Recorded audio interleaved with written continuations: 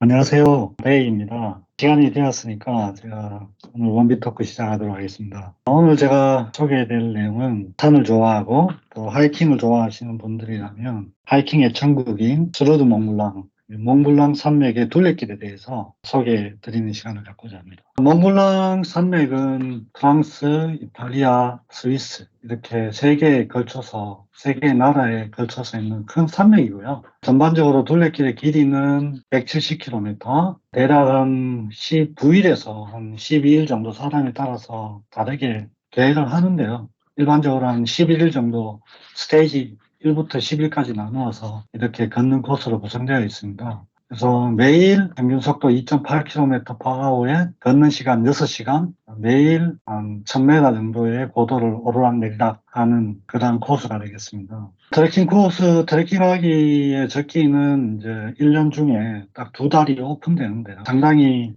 수십만 명의 그 트레커들이 이 기간에 집중되어 있습니다. 나머지 기간들은 추워지기 때문에 고도가 대부분 높은 고역길은 2000m 이상이 되기 때문에 넘을 수가 없거든요. 그래서 선장들이 대부분 트로즈하기 때문에 이 2달 안에 집중적으로 하이킹이 일어나고 있습니다. 트레킹 방향은 레우슈라고 하는 도시에서 시작해서 시계 반대 방향으로 이렇게 진행을 하는 게 일반적이고요. 자세한 정보들은 TMB 홈페이지에 들어가셔가지고 관장 정보라든지 트레킹 코스에 대한 정보들을 얻을 수가 있겠습니다. TMB를 시작할 때 2개의 큰 도시가 있는데요. 첫 번째는 이제 프랑스 쪽에 샤모니라고 하는 도시가 있고요. 여기는 동계올림픽, 1회 동계올림픽이 개최된 도시이고, 이 몽블랑 정상을 1786년대 아마 초등이 되었던 걸로 알고 있는데요. 여기에 그 베이스 캠프를 역할을 했던 도시가 샤모니입니다. 이탈리아 방향은 남쪽이고요. 여기에 포르마레라는 이탈리아 마을이 있습니다. 여기가 장비를 정비하고 2번째 거점 도시가 되겠습니다. 이 2도시는 터널로 연결되어 있고요. 대략 한 1시간 간격으로 버스들이 운행하고 있습니다. 주요 봉우리는 몽블랑이 있고요. 4,812m 또는 뭐 4,807m라고 하는데요. 이게 몽블랑의 언덕이 암벽이 아니라 빙하로 덮여 있습니다. 그래서 매년 뭐 측정을 새로 하는데 지구온난화 때문에 조금씩 녹아가지고 현재는 4,807m가 공식 높이가 되겠습니다. 그 다음에 몽블랑을 조망할 수 있는 에기디미디 전망대가 있고요. 굉장히 유명한 장소이고요. 이탈리아 쪽은 그랑조라스라고 아주 아름다운 큰 봉우리가 대표적인 봉우리가 되겠습니다. 전체 170km 중에 버스로 이동할 수 있는 구간들이 있거든요. 그래서 거점 도시 2도시에서는 각 스타트 지점으로 셔틀버스가 거의 뭐 20분 간격으로 운행하기 때문에 셔틀을 이용한다면은 좀 가볍게 이 2도시에서 스테이지 10, 11, 5, 4번은 가벼운 배낭으로도 충분히 운행을 할 수가 있겠습니다. 제가 가기 전에 참고했던 문헌은 스르드 몽블랑 360이라는 책자인데요. 백민선 님이 지으신 아주 자세하게 코스들이 설명되어 있습니다. 준비물을 소개해드리면은 이게 이제 제 배낭의 내용물들이고요. 이쪽은 이제 왼쪽이 제 집사람의 배낭인데요. 2인용 텐트, 매트, 침낭, 캠핑용품들이고요. 이쪽이 이제 운행하면서 입은 옷들, 바람막이, 겨울용 경량 패딩이 꼭 필요하고요. 그다음에 속옷, 양말, 물보대, 산장에 지낼 때는 실내화 필요하고요. 이제 랜턴, 배터리, 이건 내비게이션 운행을 해야 되기 때문에 배터리 소모가 좀 큽니다. 스마트폰이. 그래서 반드시 보조 배터리를 챙겨 가셔야 되고요. 그 다음에 쿠킹웨어들, 코펠 버너, 이런 것들 좀 제가 준비를 했습니다. 근데 결론적으로 말씀드리면은 굳이 텐트를 들고 가실 이유는 없다. 이런 말씀을 드리고 싶고요. 만약에 이 캠핑카들, 텐트, 침낭, 이런 것들 다 제거하게 되면은, 일반 우리 국내 산행하실 때에 가시는 정도만 준비하셔도 충분히 TMB를 할 수 있다. 이렇게 말씀드리겠습니다. 참고로 제가 들고 간 배낭, 55리터 배낭에 한 14kg 정도일까요? 제 집사람이 40리터, 한 8kg 정도 배낭을 운행하였습니다. 복장은 이제 등산화가 가장 중요하고요. 자기가 신는 신발 중에 가장 편한 등산화를 추천드리고 싶어요. 절대 새 신발을 신고 가지 마시고 방수 기능이 되고 밑창은 좀 딱딱한 재질들이 적절하다고 생각합니다. 듭니다. 운동화는 추천드리고 싶지 않고요. 굉장히 바닥이 미끄러울 수 있고 어떤 지역들은 돌무더기로 되어 있기 때문에 발바닥이 좀 딱딱한 등산화를 추천드리고요. 등산 스틱 반드시 필요하고요. 그다음에 창모자, 그다음에 땀을 많이 흘리시는 분, 또 안경을 쓰시는 분들은 머리띠를 착용하시면 굉장히 편합니다. 버프 재질, 접근성이 좋은 그런 것들 이용하시면 되고요. 바지는 반바지를 여러 벌 준비를 해봤는데 한 개도 못 입었으면 추워가지고 그래서 긴 바지 착용하시고 가능하시면은 벤틸레이션이 아주 잘 되는 그런 등산 바지를 착용하시면 좋겠습니다. 초여름 정도 두께면 적당할 것 같고요.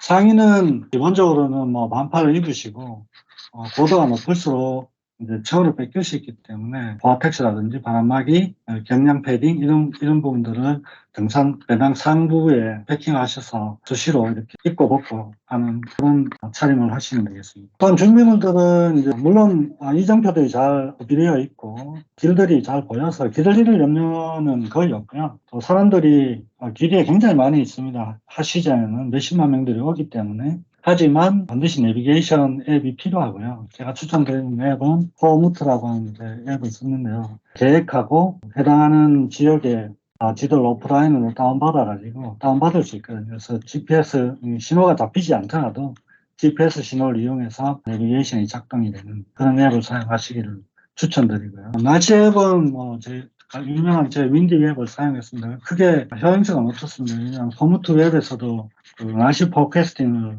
제공을 해주기 때문에 참조하셔가지고 운행하시면 되고요.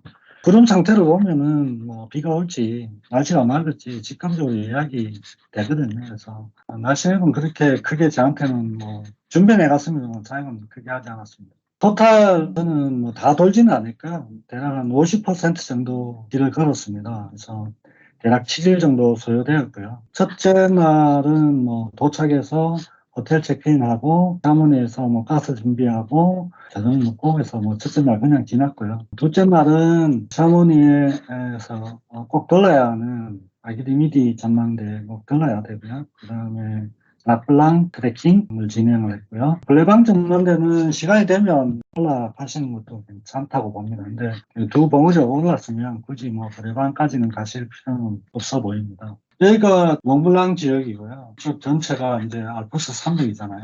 그래서 이 융프라우 지역, 그 다음에 마테오른, 그 다음에 몽블랑 이렇게 해서 알프스 산맥의 3대 봉우리가 되겠습니다. 몽블랑 지역은 제네바에서 굉장히 가깝습니다. 그래서 비행기를 타고 제네바 인해서 버스 타고 샤모니까지 1시간 한 40분 정도 소요되고요. 다 마치고 샤모니에서 다시 제네바로 와서 한국을 가시든 아니면 스위스를 여행하시든 아니면 이탈리아로 가시든 여러 가지 개인 일정을 또 잡으실 수가 있겠습니다. 첫 번째 일정입니다. 이쪽은 샤모니 지역인데요. 몽블랑, 락블랑 코스를 먼저 좀 설명을 드리면 올라가시면은 모습들을 보실 수 있겠죠. 몽블랑 정상을 보실 수 있고요. 이쪽이 그 북쪽 지역입니다. 전체 몽블랑의 북쪽 지역을 즐기면서 가볍게 트레킹을 하실 수가 있습니다. 몇 가지 사진들을 보여드리면 이쪽 지역은 케이블카 타고 올라가거든요. 그래서 가볍게 그냥 올라가시면 되고요. 전혀 힘이 들지 않고요. 올라가시면은 이제 몽블랑을 바라볼 수 있겠죠. 하이라이트 구간은 능선 구간입니다. 제 집사람하고 여기서 점프샷을 하나 늘려봤는데 재미로 봐주시고요. 네, 능선길은 이렇게 뭐 바위산이고요. 풀도 없고 근데 굉장히 아름답고 실제로 보시면은 아름답고요. 이게 조그맣게 이제 사람들도 보이실 겁니다. 즐거운 길들이고요. 바라보실 수가 있습니다. 저만의 길들이 굉장히 잘 정비되어 있고요. 그리 위험하진 않고요. 이 몽블랑 코스는 몽블랑 산맥의 북쪽 지역 전체를 조망하기에 아주 좋은 그런 코스가 되겠습니다. 나머지 에기디미드나 브레방 정문대는 뭐 홈페이지나 관련된 자료를 보시면 충분히 정보를 찾으실 수 있고요. 두 번째 트레킹은 이제 네우슈에서 시작해서 알프스 몽블랑의 북서쪽 지역이 되겠습니다. 그래서 대략 한 오르막길 650에 내리막길 토탈 1250m를 내려와야 되는 조금은 생각보다 힘든 그런 코스이고요. 왜냐하면 올라갔다 내려갔다 올라갔다 내려갔다 해야 되기 때문에. 키로수는 뭐 11km 정도 되고요. 대략 운행 시간이 뭐 1.9km니까 5시간 걷는 시간이 되고요. 휴식 시간 따지면은 뭐 6시간에서 7시간 정도. 나머지 평지 지역은 버스가 운행되기 때문에 숙소나 캠핑장까지는 버스를 이용하시면 되겠습니다. 이쪽 지역인데요. 여기 보시면 몽블랑 산의 북서쪽 지역이 되겠습니다. 이런 모습들을 볼 수가 있죠. 하이라이트는 서쪽 지역입니다. 네, 처음 만나는 알프스의 빙하 지역이 되겠습니다. 약간 광각으로 찍어서 멀어 보이는데요. 실제로 보면 굉장히 그 눈앞에 가까이 있는 그런 모습이 되겠습니다. 계곡을 지나서 이제 이쪽 구간은 이제 꾸준히 오르막입니다. 고지가 한 2100m 정도 되는데요. 트로콧곡이라고 길을 가치는 길은 이렇게 보이고요. 올라왔던 길들은 이런 형태의 길들이 보여지겠죠. 여기까지는 계속 내리막길입니다. 대략 한 800m 정도 내려와야 되고요. 1시간 반 정도 소요가 되겠습니다. 굉장히 미아저 산장이라고 휴식하기 아주 좋은 산장이고요. 트럭고개를 거쳐서 지루한 내리막길을 걸으면 첫 번째 트레킹 일정이 마쳐지도록 되겠습니다. 세 번째 날에는 이제 레우시에서 레콩타민까지 가는 가장 힘든 구간 중에 하나인데요. 알프스 산맥의 서쪽 지역이 되겠습니다. 이쪽도 거의 오르막이 1200m이고요. 내리막은 930m, 전체 거리는 15km 정도 되는데, 이거 하루 만에 넘기가 사실 어렵더라고요. 그래서 본모음 산장에서 하루 1박하고 다음날 레사피로 내려오는 그런 이틀에 걸쳐서 이 코스를 걸었습니다. 하이라이트 구간은 쪽 지역인데요. 정원인데, 멋있는 지역이에요. 길들이 굉장히 아름답게 되어 있고요. 전혀 길을 잃을 염려는 필요 없겠죠. 잔목도 없고 굉장히 시원한 풍경을 보여줍니다. 쭉 오르시면은 본몽곡이라고 있습니다. 이게 해발 2300m이고요. 이 구간이 굉장히 힘들더라고요. 올라오는 기간. 그럼 여기서 여기까지 가는 기간이 길들이 좀 험하고 고도도 높고 해서 굉장히 체력도 많이 저하되고 힘들었던 구간으로 기억이 됩니다. 특히나 이 본모음 산장은 트레킹 기간 중에 반드시 예약을 하셔야 되는 거예요. 왜냐하면은 이 전체에서 보시면 여기서 이까지는 탈출구가 없거든요. 그래서 이게 체력적으로 힘들면은 돌아와서 이렇게 이제 택시를 타고 넘어와야 되기 때문에 반드시 여기 본모음 산장이나 엘리자베타 산장을 이 두 개의 산장만 예약하시면은 전체 일정을 걸으시는 데는 무리가 없으시다 이렇게 말씀을 드리겠습니다. 원래 저는 이제 4일간 트레킹을 생각했었는데요. 하루, 이틀, 3일, 4일 이렇게 트레킹을 생각을 했었는데 저희 집사람 체력이 너무 안 돼가지고 여기서 포기하고 저는 이제 택시 타고 이탈리아 마을로 넘어갔습니다. 이 마을은 여기는 도저히 넘을 수가 없겠더라고요. 여기 해발이 2,500m 정도 되고요. 이 산장이 진짜 아름다운 산장이거든요. 엘리자베타 산장이. 보시면 해발 2,000m인데 이런 풍경들을 보실 수가 있습니다. 너무 아름다운 장소인데 제가 이거는 걷지를 못했고요. 이탈리아 방향은 남쪽이 되겠습니다. 남쪽인데 대표 봉우리는 여기 있는 그랑데 조라스 봉우리입니다. 아주 아름답고요. 이쪽 구간은 역시 그래서 호텔을 잡아놓고 무거운 백패킹을 내려놓고요. 가볍게 버스 타고 여기까지 도착해서 여기서부터 이렇게 다시 내려오는 코스를 잡으면 되고요. 가장 아름다운 기억이 바로 이 몬데라 삭스 능선입니다. 아주 아름답고요. 이 능선이 아마 제가 걸었던 길 중에 가장 아름다웠던 길이 아닌가 싶습니다. 토탈 거리는 17km 정도 되고요. 오르막 내리막 합쳐서 1200m 정도 업다운이 있는 코스가 되겠습니다. 확실히 그 배낭이 가벼우니까 17km도 하루 만에 다 걸을 수 있겠더라고요. 이 능선이 아주 아름다운 능선입니다. 전체 그랑두라스 봉우리를 비롯해서 이탈리아 남쪽의 모든 산맥을 감상하실 수 있는 그런 구간이 되겠습니다. 그리고 이쪽도 매우 아름답고요. 이쪽은 케이블카를 타고 1950m까지 온 다음에 완만한 능선을 걸으면서 북쪽의 나머지 지역들 조망하실 수 있는 곳이 되겠습니다. 하이라이트 구간은 아무래도 능선 구간이 되겠죠. 여름에 가시면 수세 꽃들도 많이 피어 있고요. 이렇게 전체적인 몽블랑의 남산면들을 감상하실 수가 있겠습니다. 여기가 최고봉이고요. 전망대, 일종의 전망대 같은 곳인데 몽블랑에서 흘러나오는 빙하들을 관측하실 수 있는 아주 큰 빙하입니다. 인생샷도 한번 남겨보고요. 내려오시면은 이제 콩발 평원이라고 평원 지역을 볼 수 있는데요. 이쪽이 이제 제가 넘지 못했던 세누곡이죠. 이렇게 프랑스와 이탈리아 경계인데요. 이쪽 면도 아주 아름답습니다. 이런 모습을 볼 수가 있겠죠. 여기가 이제 콩발 평원이라고 하고요. 여기 이제 엘리자베타 선장이 이쯤 있고요.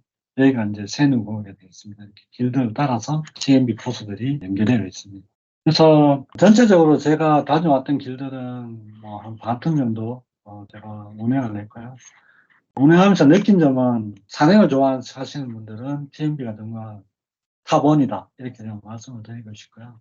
가실 때 저는 이제 막 텐트 들고 갔었는데 왜냐하면 산장을 예약을 못했어요. 저희 집사람 학교 일정이 좀 늦게 나와가지고 제가 4개월 전에 들어갔는데 다 매진됐더라고요. 그래서 온몸 산장이나 엘리자베트 산장이 예약이 안 되어가지고 부득이 텐트를 가져갈 수밖에 없었는데요.